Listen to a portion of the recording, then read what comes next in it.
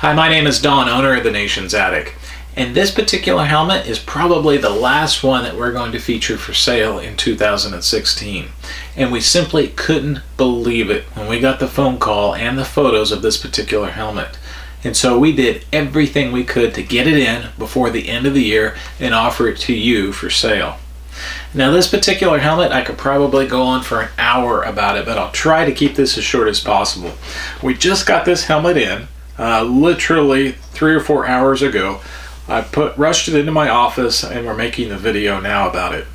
This particular helmet was made by Morse and Son right at the turn of the 20th century. Based on the helmet's serial numbers, we're putting a date on it of 1900. That'd be give or take 1 year or say. But we're very confident probably the 1900 date is accurate.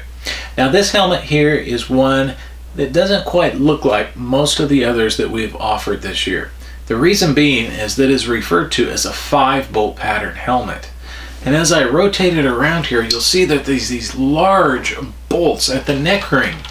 The purpose of these bolts is if you loosen them all, and I'll loosen one here to show you, you loosen it and swing these out of the way. And once all 5 of the bolts are swung out of the way, the bonnet is removed from the breastplate. And this was the method of sealing the two parts together rather than a threaded type helmet, which a vast majority were manufactured as. But this was a particular style at the turn of the century, and even a little bit after the turn of the century, that Morse and some of the other companies actually offered, but just not many were made, and the few that were made in many cases were modified in the 1920s and 30s to a more standardized type or style. But this particular one, it was never modified. This is exactly the way it looked when it left the factory, which is just incredible.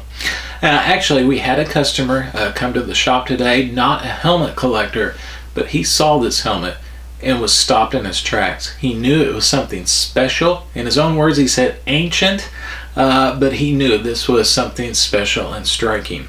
So if you've been looking for a helmet that is unique, that is going to attract a lot of attention from people that don't even appreciate maybe diving history or helmets, this one's it. Very neat.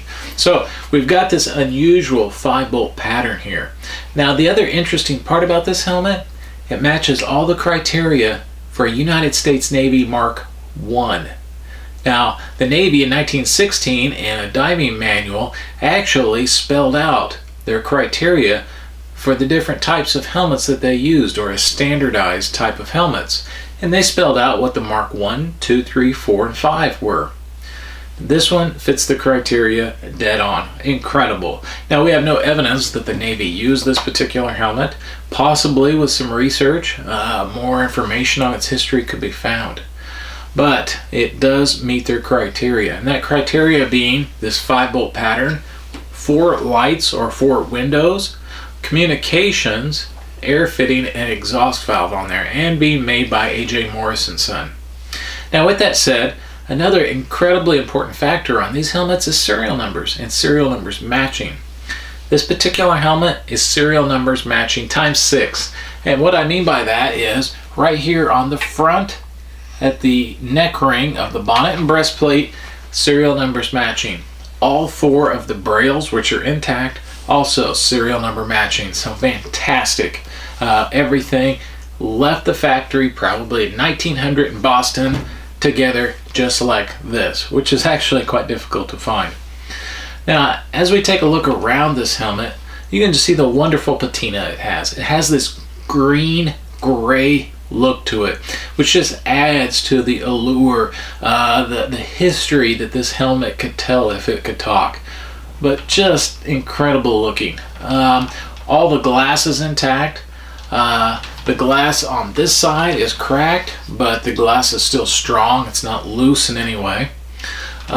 We have, as I mentioned earlier, the 4 brails are intact. We have 12 wing nuts. There are a couple wing nuts that don't thread on correctly that are different looking, a little bit bigger, but that's what we found with the helmet, and so that's what we'll be sending with it. Now, when we take a look at the back here, the configuration is the way it should be, but as you can see, we've got this large piece of copper that at some point, probably while it was being used, was added. Now this copper is extra and added on top of the body that's already there. It's not a hole, it wasn't cut into the back of the helmet. This was simply added on, and then we've got the soldering marks through here.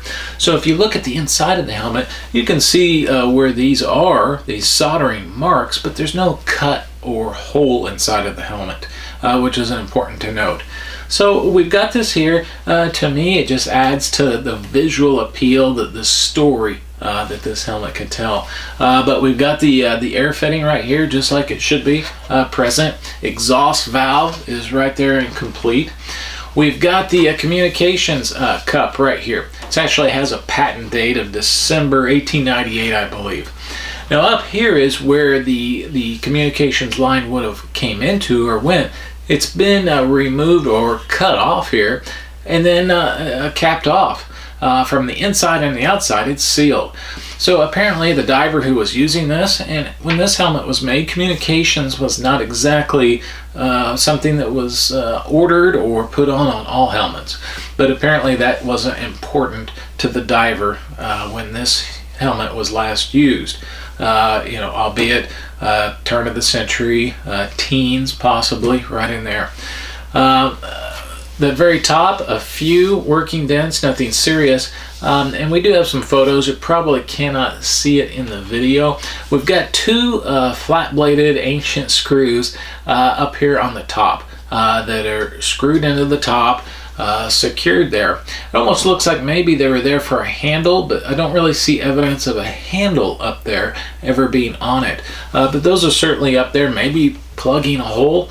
Not sure, but they've been there a long time. You can see the old rust from those steel screws going down the side here.